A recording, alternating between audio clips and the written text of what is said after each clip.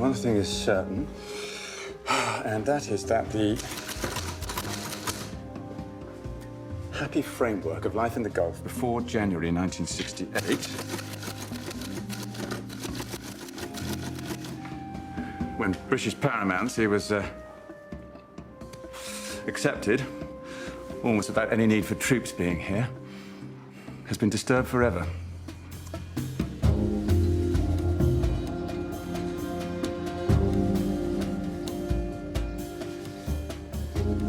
I was sitting with my father having breakfast with him. The telephone went, and he went out of the room, and 5 minutes later, he came in, he said, "That's the end of Britain's role in the Middle East."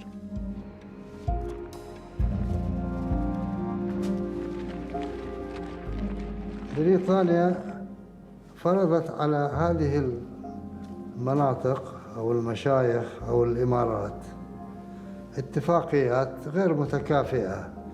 In many ways, they intervened in the local administration, they orchestrated coups.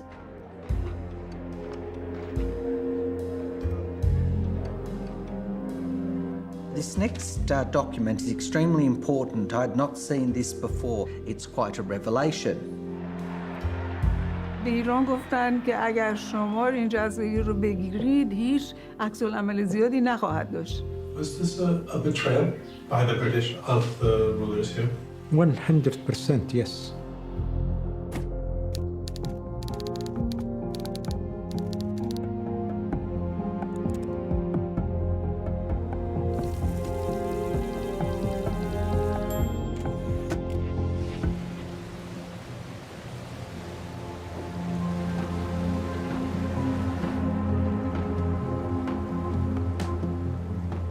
There's a sea between us, but there's still so much that is the same.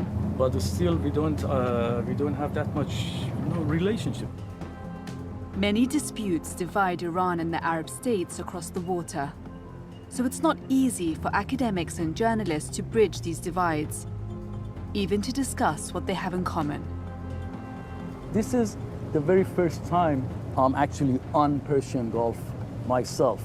I was thinking that, man, how much there are similarities between all of these people around the Persian Gulf, although there is something, and it's not just like food or the way that they dress, music. I was just going to say, and architecture, if you look at some of the old houses on this side, the Arab side of the Gulf, and then you go to the Iranian side of the Gulf, and you look at some of these older houses, they look almost the same. For 50 years, the Arab states have been independent and increasingly rich. Only recently have historians here in the Gulf begun to examine the previous era, when Britain's influence was dominant. Dr. Wafa El-Sayed is a Bahraini academic based in Kuwait. والكثير من البحوث التي كتبت عن الخليج اعتمدت شبه كلي على مصادر أجنبية وعلى أراشيف استعمارية، فكانت تعطي وجهة نظر المستعمر. فالعديد من الذين يكتبون عن الخليج يقولون هناك لا يوجد مجتمع مدني في الخليج، أن هذه المجتمعات ليست مثل المجتمعات العربية الأخرى، لم تناهض الاستعمار. هذا أمر خاطئ. من صغري يعني كنت أحب النشاط الأدبي والثقافي، فدخلت نادي العروبة، وفيما بعد صرت رئيس نادي العروبة مرتين ثلاث. ولكن في خلال الأربعينات كان ينمو في البحرين الوعي السياسي في البحرين من قديم، يعني نقول حتى من العشرينات.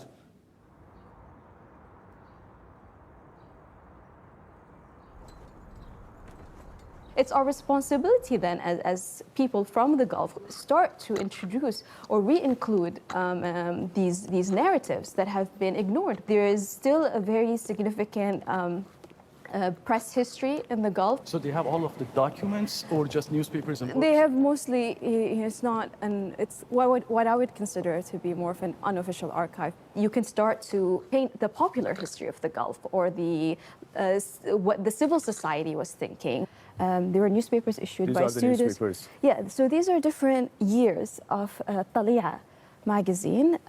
It was issued by the movement of Arab nationalists. It has very strong anti-colonial undertones because obviously this was an Arab nationalist magazine, newspaper that was quite anti-colonial in its discourse.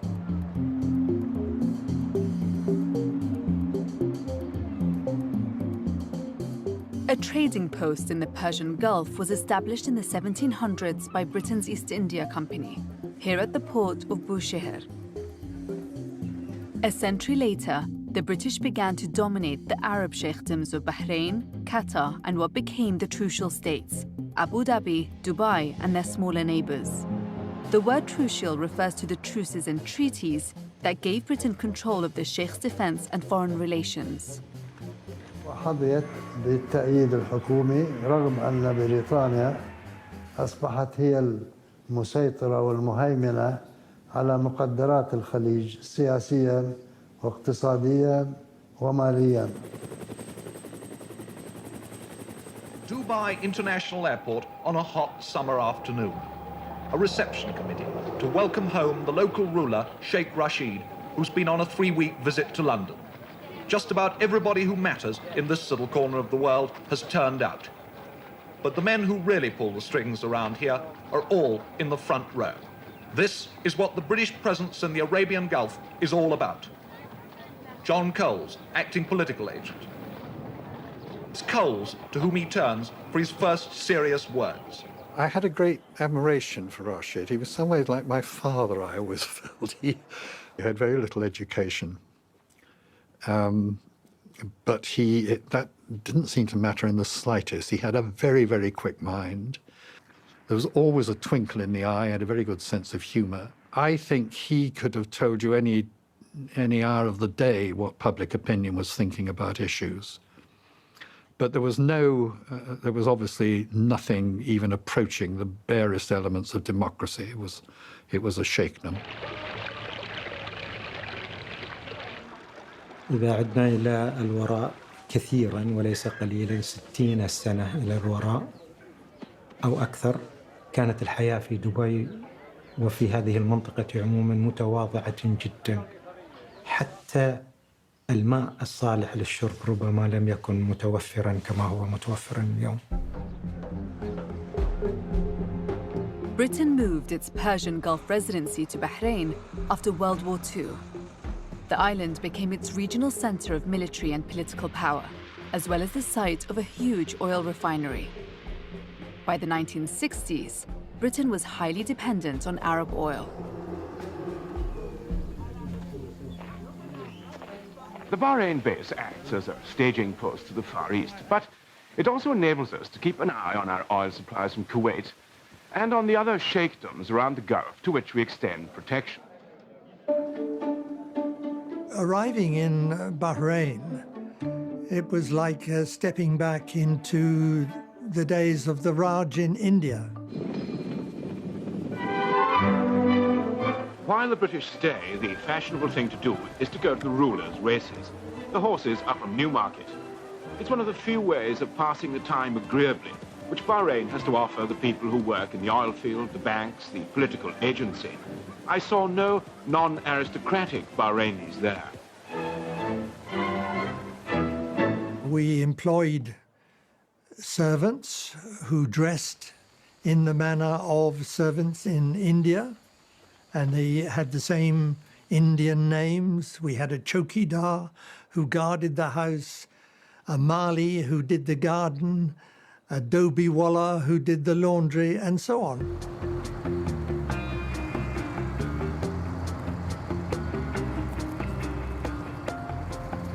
These are some issues from 1971, the year Qatar, Bahrain, the Trucial states gained independence.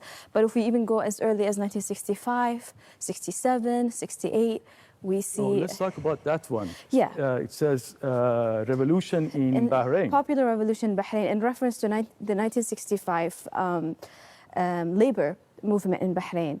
There is a drawing here that shows the Bahraini, revolutionary standing up to the colonial figure, who I think you can see him here wearing a top hat. And it says here, on the occasion of the popular uprising in Bahrain against the forces of colonialism. All the world today knows that we are here and we are standing before the forces of power in the state of Alabama. Bahrain. 36 years ago, oil began flowing here. It brought prosperity, a prosperity that has been wisely used to serve the people of this island state. In 1965, the UK's political resident in the Persian Gulf was Sir William Luce. From his base in Bahrain, Luce commanded British forces and the colonial administration.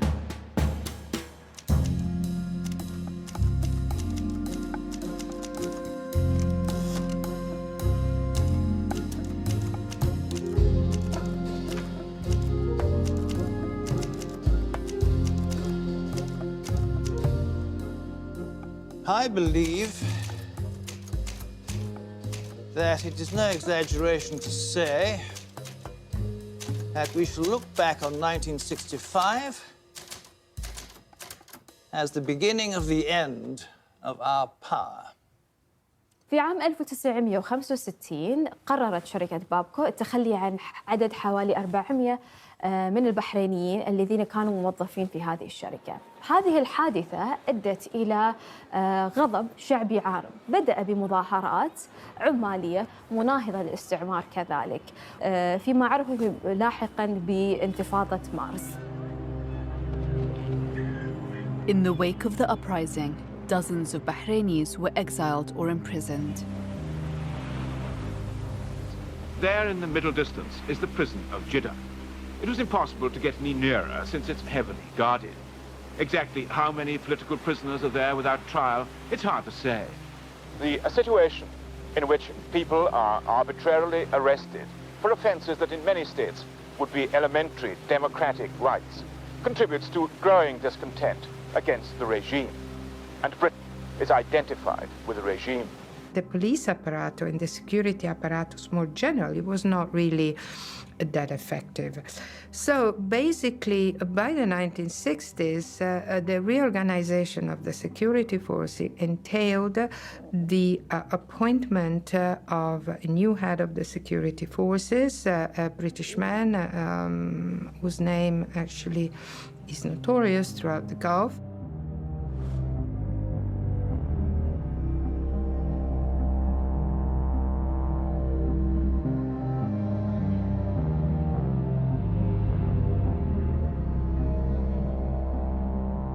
وهو قام بمجموعة من السياسات، منها سياسة التعذيب الجسدي والنفسي، منها سياسة الاعتقالات التعسفية. Ian Anderson was actually appointed straight from Kenya to Bahrain to actually reorganize the security apparatus. And in Kenya, there was the Mau Mau rebellion, which was suppressed by the British, and it is well known that it was a very bloody business. What I did many years ago as a police officer during the emergency, when Kenya was not an independent country, is today seen as something not very desirable in the contemporary conditions of Kenya.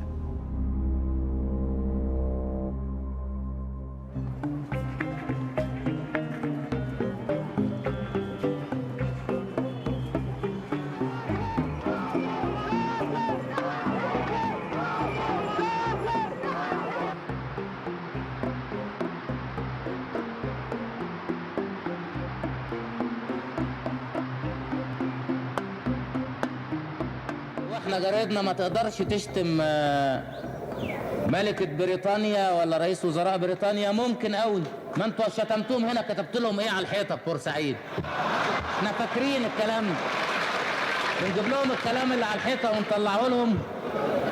قلت لهم يور كينج ايه؟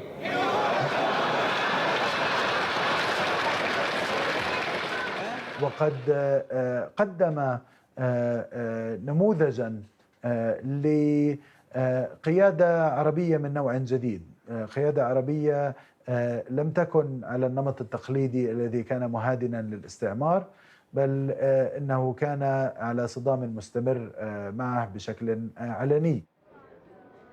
Abdel Nasser was a towering figure.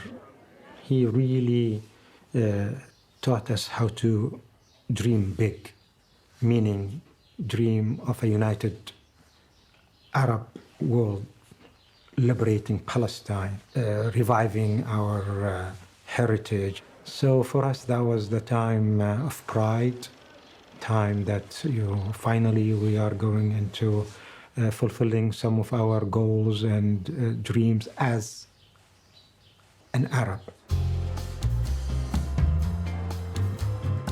In the early 1960s, Nasser's popularity with Gulf Arabs was alarming the Foreign Office. Michael Weir was then number 2 in the Arab section. His unpublished memoirs reveal a British plot to unseat one of the sheikhs. It began when a diplomatic mission from Egypt stoked Britain's anxiety that Nasser aimed to oust it from the Gulf. These fears had recently been heightened by a visit to the Trucial States by the Assistant Secretary-General of the Arab League, followed by reports that an office of the Arab League was to be opened in Sharjah, bringing mouth-watering offers of financial aid. Sheikh Sakhar bin Sultan al-Qasimi, the ruler of Sharjah, was part of a generation of young Emiratis who were, increasingly exposed to, cultural and literary currents from the, other Arab states. And, they listened to the radio, they read newspapers, and he had, actually a literary salon that he used to attend. Now a largely forgotten figure, Sheikh Sagr once had influence beyond the borders of his impoverished sheikhdom. The main challenge that was confronting Sheikh Sakhir was that actually this was empire on the cheap. In reality, the British did not spend anything on development in the Gulf, very little. الشيخ صقر توصلنا أخباره، هذا شاعر وأديب وحاكم يتوخى العدل بين رعيته، وصادف أنه زارنا، دخل علينا وحييناه هو في طريقه إلى مصر، وكان يعني مؤيد إلى الهيئة وكذا. يعني هو عنده وعي قومي وطني عروبي.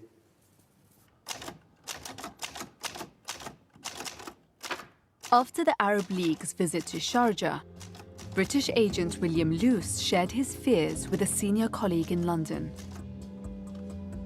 Dear Stuart, I'm sure you're as deeply concerned as I am about the Egyptian threat to the Gulf under cover of the Arab League.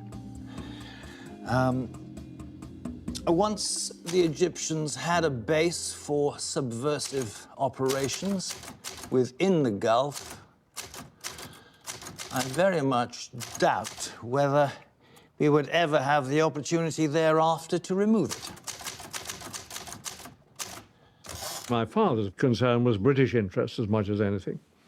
And therefore, any encroachment in terms of Nasserism trying to undermine the Gulf monarchies was something that he wanted to contain. We are up against a determined and cunning enemy who is likely to move very quickly. We must therefore think ahead and be ready with our own countermoves. There was only one solution to this dilemma, according to Luce. Sheikh Zahir must go. The Minister of State concurred. And on our return to London, the wheels were set in motion for a palace coup against Zahir to be staged, normally by members of his family. When I arrived in Dubai in June, beginning of June 1965, it was to a very tense atmosphere. The British invited Sheikh Sagr to Dubai for a meeting. It was a trap.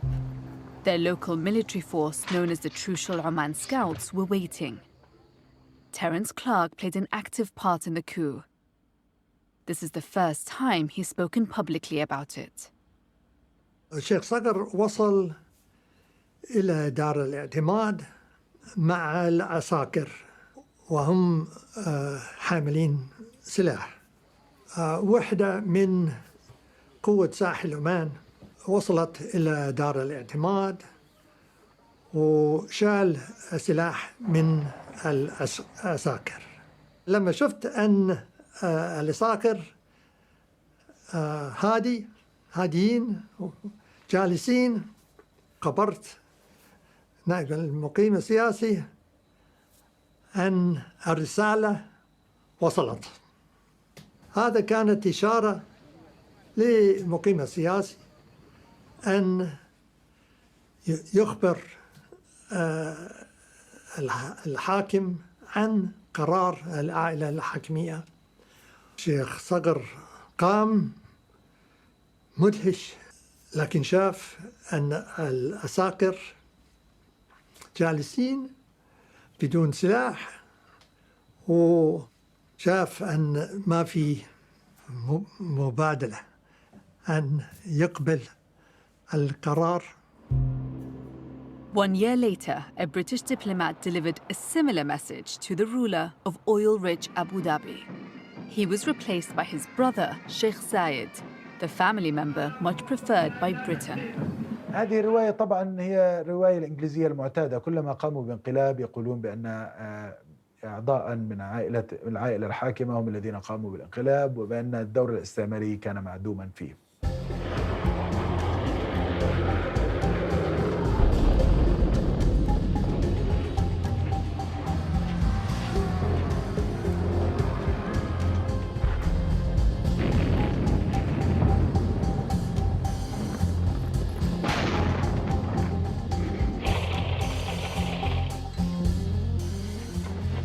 Says here, America and Britain join the aggression.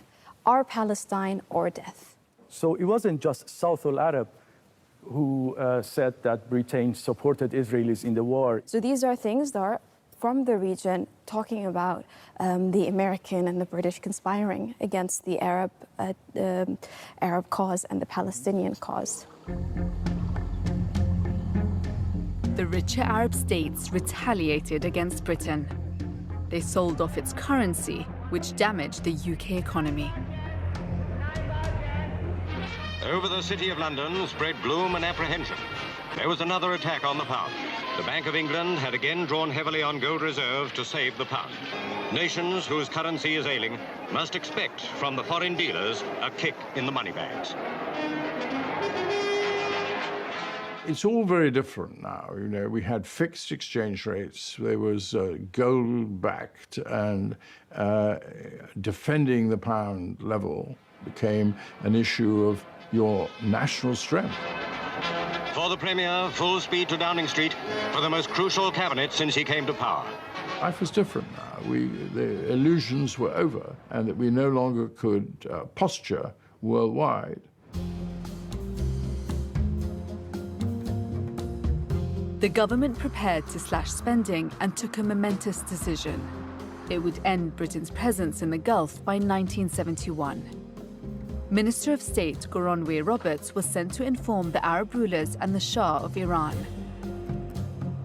This top-secret Iranian note reveals the Shah's response. He told Roberts that with the exception of what he called that island, he completely agreed with the independence for all the Persian Gulf territories, those to which he had no claim. That island, Roberts learned, was Bahrain, which Iran had long claimed as its territory. The next day, Roberts was in Bahrain. His secret cables back to London are now declassified. Would you take this down for cipher? To the Secretary of State. Should I mark this as secret? Yes. I had an afternoon meeting in Bahrain and an evening meeting in Dubai. The leader of Bahrain expressed profound shock at our decision. They feared an Iranian move against Bahrain when we left. The leader of Dubai agreed, adding that subversion would start in Bahrain and then spread to the other states. He pointed out that the Gulf's oil riches made its states tempting prizes.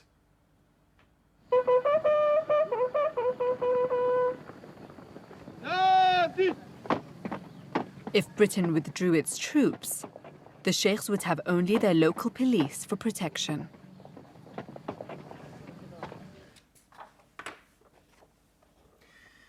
The highlight of my meeting with the ruler of Abu Dhabi today was the offer by him that if the reason for our withdrawal was financial, he would help meet British military expenditure in the Gulf, in the interest of stability and peaceful development of the whole area.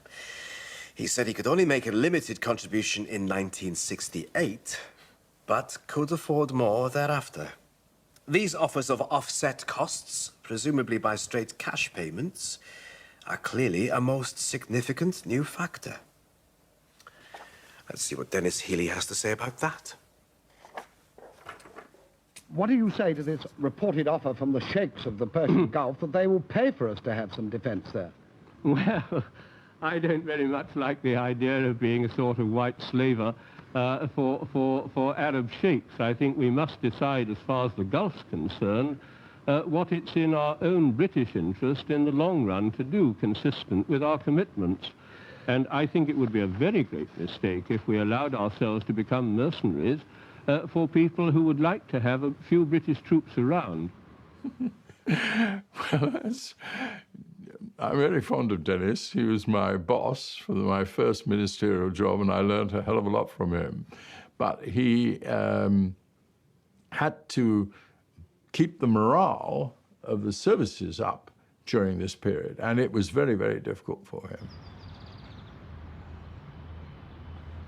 In February 1968, the rulers of Bahrain, Qatar, and the Trucial States agreed in principle to unite their 9 sheikdoms into a federation. But it wouldn't be easy for them to agree how this federation might work in practice. And across the Gulf, their powerful neighbor had to be considered. Since the times of Queen Victoria, Iran had been demanding Bahrain's return. In centuries past, the island had been part of the Persian Empire. So we are talking here back in the past, from the 16th century onwards, on and off. And so there were several claims which were put forward by Iran for the inclusion of Bahrain into Iran. In 1957, Iran had declared Bahrain was its 14th province. It acted as though Bahrain was already part of Iran's administrative system. استاندار هم تعیین شد. یه اتاق هم تو وزارت کشور در تهران دادن for doing nothing. استاندار باید می اومد اونجا می نشست، تو درش نوشته بودن استاندار و استان 14ام بحرین. نه اینکه استانداری به اونجا بره، نه اینکه کسی بیاد. روابط ایران و بحرین در اون دوران مشکل بود.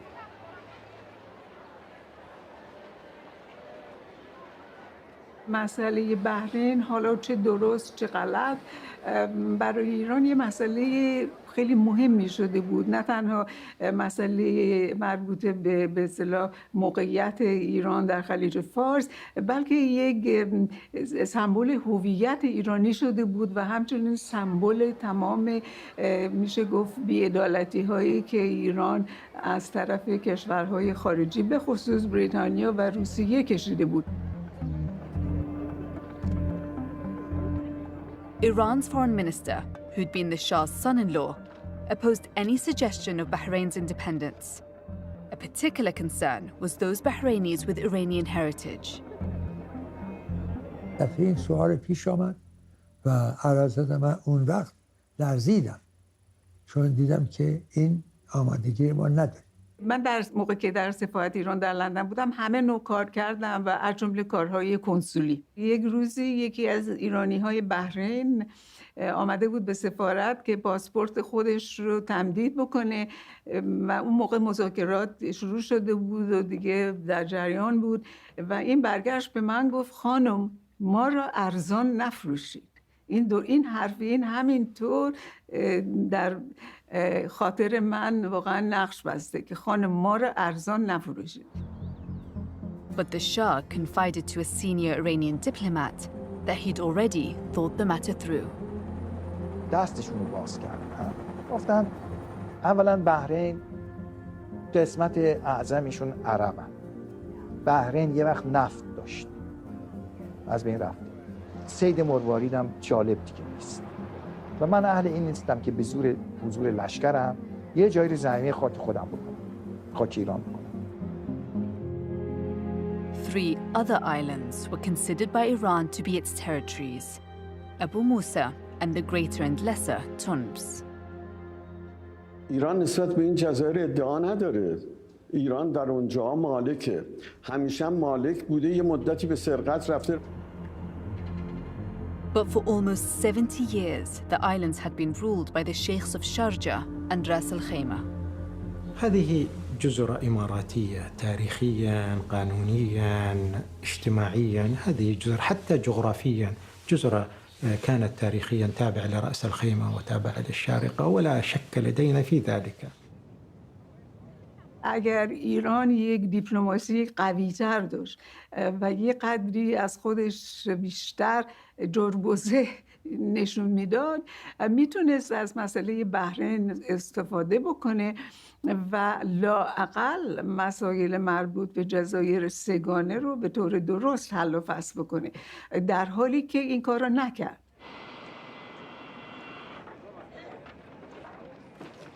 In January 1969, on a state visit to India, the Shah said in public what he'd already been saying behind closed doors. Iran would not use force to occupy Bahrain. من به فکرم رسید که به اعلیحضرت عرض کنم که قربان خب حالا که شما اعلیحضرت این تصمیم دارید باید یک به طرز آبرومندی این کار عملی بشه.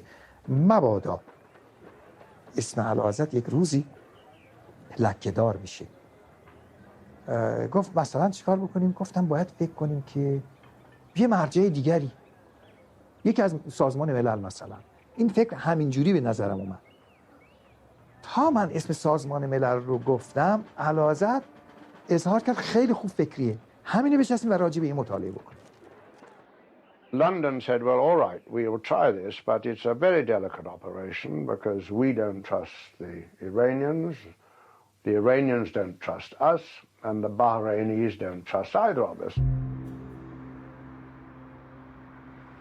Eventually, what become the agreement is that a UN mission, they will spend some time in Bahrain surveying the opinions of different Bahrainis from different backgrounds and walks of life. And based on the findings of this mission, a decision would be made about Bahrain.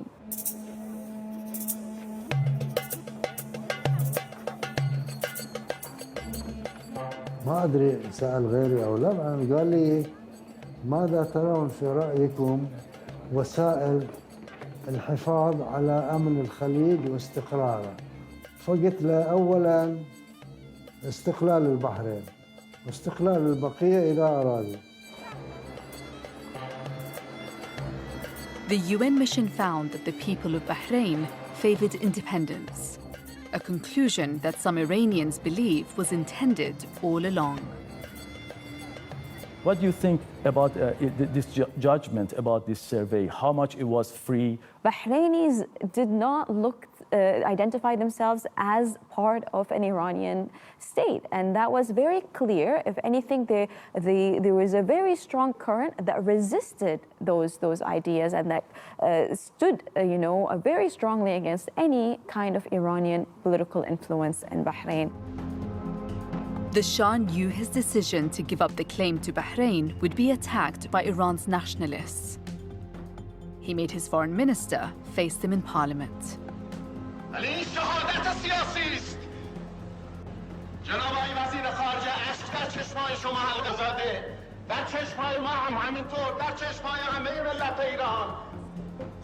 حالت بسیار عجیبی دارم به خودم. حتی قیافه معلومه چون حرفش قبول داشتم. نمیتونستم به این فوش بدم بگم دروغ میگی. بعد رفتم تا گریه‌ام اومد برش اشکم آمد چون من یه احساسات انسانی.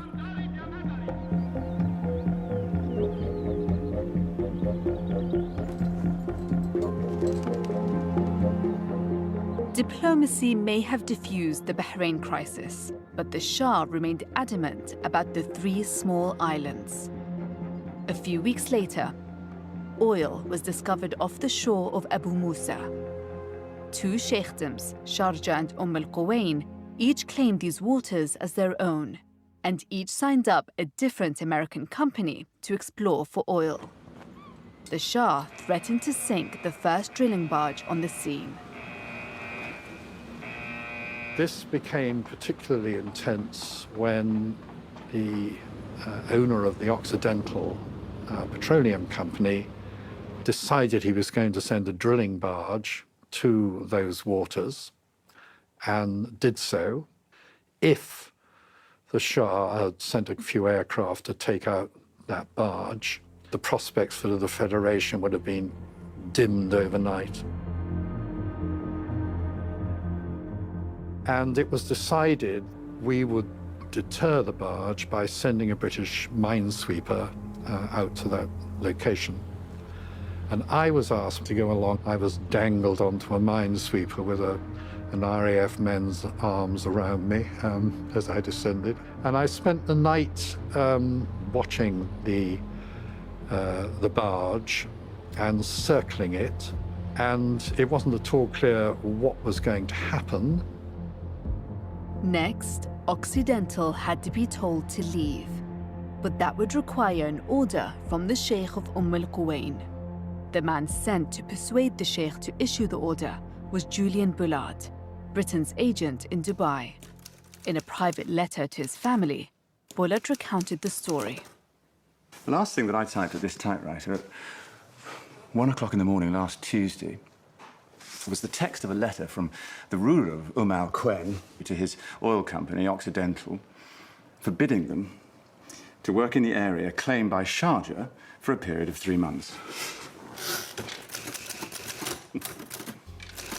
Next morning, I had the painful task of standing over the diabetic old ruler, telling him that my orders were not to leave without his signature.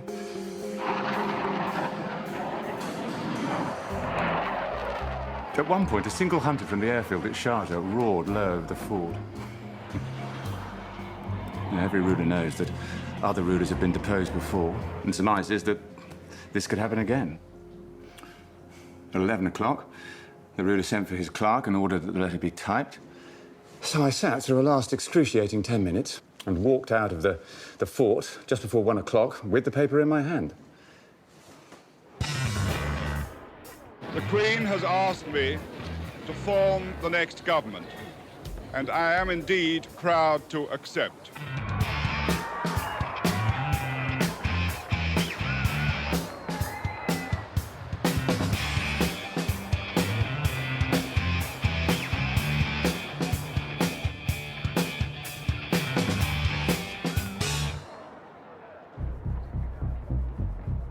Alec Douglas Hume, the new Foreign Secretary, wanted to know if there was room for compromise on the islands. He flew to see the Shah. All those subjects naturally related to this area, but I can't reveal any of the details of the conversation with the Shah because this was private. This top-secret Iranian Foreign Ministry note records what the Shah told Douglas Hume. These islands belong to Iran and must be returned to Iran. No matter what, we will take these islands.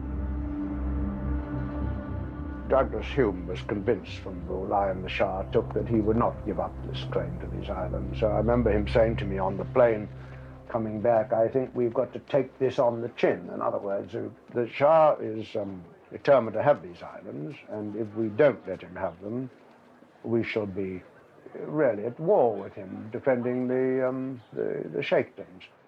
A few weeks went by after the election, and then suddenly my father said I'd been asked to take on troubleshooting Royal Raleigh as personal envoy to Alec Douglas Hume, the Foreign Secretary, to the Gulf, in order to negotiate our withdrawal. Sir William Luce, Britain's roving ambassador to the Gulf states, meets Sheikh Rashid, Dubai's shrewd and wealthy ruler. Britain has been trying to get the sheikhs to form a federation. I've been thinking about this and the role my father played. He was in and out of the aircraft the whole time, dictating this, that, and the other as he flew across, meeting the Shah, meeting King Faisal, meeting all the Gulf rulers. A. Talks with Bahrainis, if possible. For Geneva, please meet and arrange accommodation. Record of conversation at the Nia Barrack. He was doing the same with the Gulf rulers, keeping them informed, ensuring he got their views on board. And it was building a framework. Confidential record of conversation between Sir William Luce. Sir William Luce began by describing the present situation on the Friday, 7th of May. Leave Bahrain. Sir William Luce began by explaining the Shah that HMG then said that some people. Sir William explained. The Shah replied that for Iran. Sir William said. I said, however, that I'd been depressed by this. Sir William then described briefly the present situation on the island. The Iranians had said that they would seize the islands. He believed that they were not bluffing.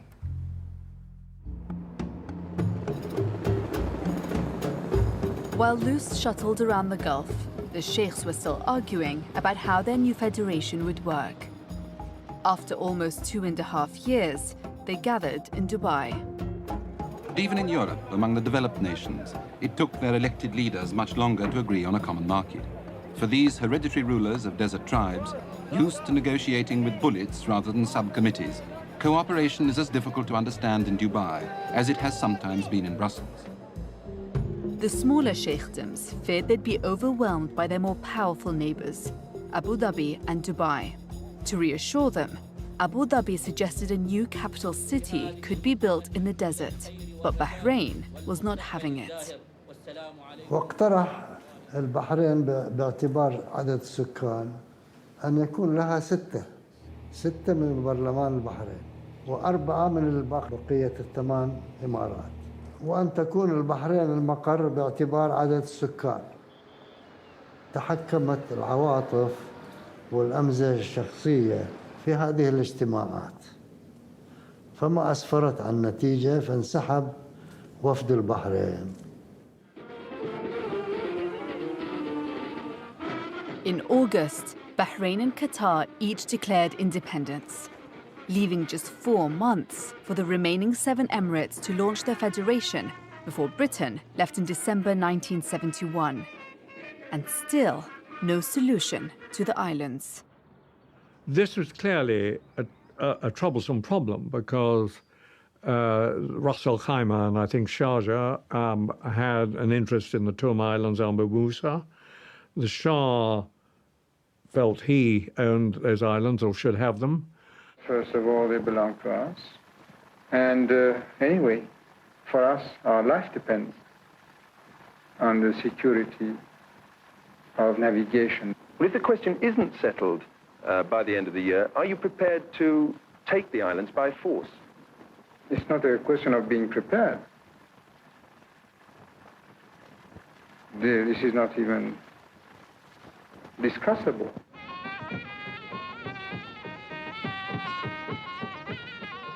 But the Arabs weren't yet ready to settle. The Sheikh of Ras Al Khaimah, who ruled the 2 Tumb Islands, went to Tehran to argue that they were his.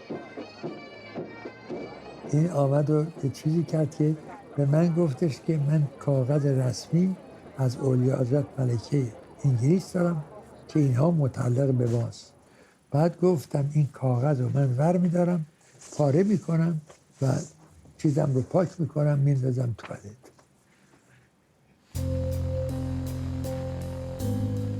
In October 1971, Luce returned to the Gulf, determined to avoid armed conflict between the sheikhs and the Shah. The Arabs weren't strong enough to protect the islands without British support, while Britain didn't want to fight Iran in their defense.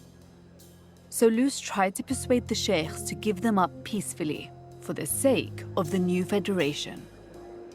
What we wanted to do was to launch that federation in a situation of stability and confidence so that it could, we knew it would develop over years. It needed a good, stable start. Luce called on the most important sheikh, Zayed of Abu Dhabi. He told him the best deal Sharjah could expect for Abu Musa was that Iran would get half the island, and in return, Sharjah would get half the profits from any oil found there. According to Luce, Zayed wasn't prepared to let the islands get in the way of a smooth launch of the new federation. Zayed said that if Khalid, ruler of Sharjah, accepted the Abu Musa proposals, this would be the best solution. Failing this, it would be best if Iran took both the Tums and Abu Musa by force, preferably before the union was formed. Can you add a sentence at the end, in case London start doubting? He was positive about this.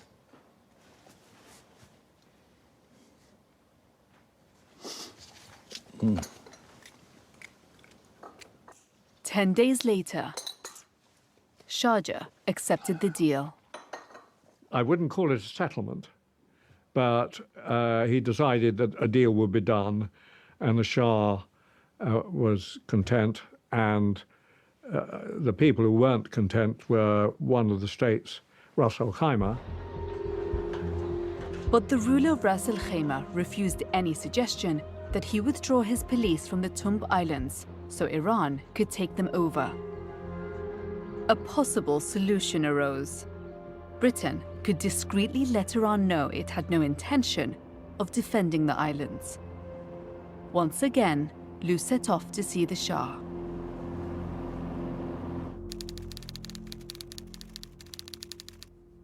After I had explained the result of my last talk with the ruler of Ras Al Khaimah about the Tums, the Shah accepted that Iran would have to evict the ruler's police himself. The Prime Minister himself was aware of this, of the handover of the islands to the Shah. The discussions between Britain and the Shah at that time are secret to this day, because this is an extremely sensitive issue for the region. The BBC asked the UK government to release the documents that show exactly what was agreed. The government refused, saying it wasn't in the public interest. But among the thousands of pages that have been declassified, we discovered one that was particularly revealing. So this next document is extremely important. I had not seen this before, and what it seems to indicate is the secret timetable for the ending of the disputes between the Shah and the Trucial states. Very significant, it also states that there should be no British military aircraft or warships in the vicinity of the islands between the 25th of November and the 4th of December. What this indicates is that there was an agreement reached between Britain and the Shah that he would occupy the islands, and Britain would ensure that there was no military forces in the area, so they could justify their claim that, well, we would have liked to have helped and met our defence obligations, but they weren't able to because they had no military assets in the area. it's quite a revelation. Was this a betrayal by the British of the rulers here? 100%, yes. The document contains a further revelation. On the 27th of November, 3 days ahead of Iran's intended occupation, the rulers of Sharjah, Abu Dhabi and Dubai were to be unofficially briefed on the plan. So Sheikh Zayed and Sheikh Rashid, soon to be President and Vice President of the UAE, would be aware of Britain's secret agreement with Iran. The rulers were busy trying to start this whole new independent country, and there was no way, nobody had even the stomach to face up to Iran, which was the regional power at the time.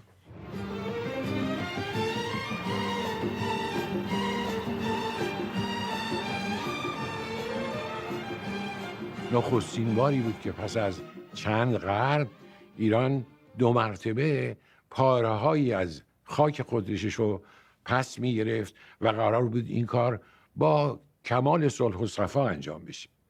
به همین دلیل هم حتی کدی که برای این 3 جزیره نیروی دریایی ایران انتخاب کرده بود کد بسیار فرهنگیزی بود. اسم تنب بزرگ رو گذاشته بودن منستی، خواننده معروف اون موقع، و تنب کوچک رامش و ابو موسی گوگوش.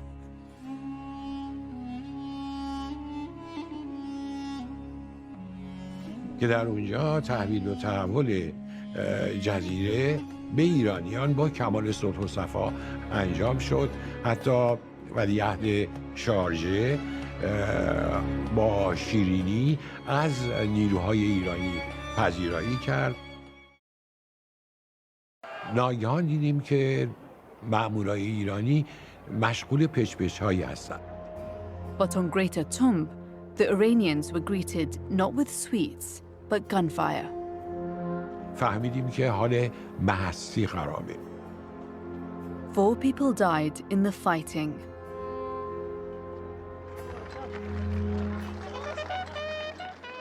Two days later, with the islands now under Iranian control, the United Arab Emirates came into being. Britain signed a treaty of friendship with its former protected states. Relations have remained close ever since.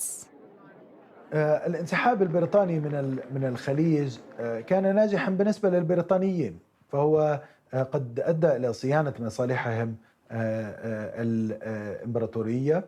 I think it was a success for the Arab participants, but also for the British government. Despite the worries about subversion, despite confident predictions by intelligence assessment staffs that it was unlikely that this federation would endure. Despite all that, I mean, today, virtually the same families are on the throne in each emirate, which is an extraordinary story, really. The UAE still disputes Iran's sovereignty over the 3 islands. It's been a source of tension between Iran and the Arab world over decades of tumultuous change. The Gulf Arab states are now among the world's richest, with per capita incomes far above incomes in Britain. And as for the former imperial power, in 2018, a post-Brexit government with global ambitions opened its first permanent naval base in the Middle East since 1971, on the island of Bahrain.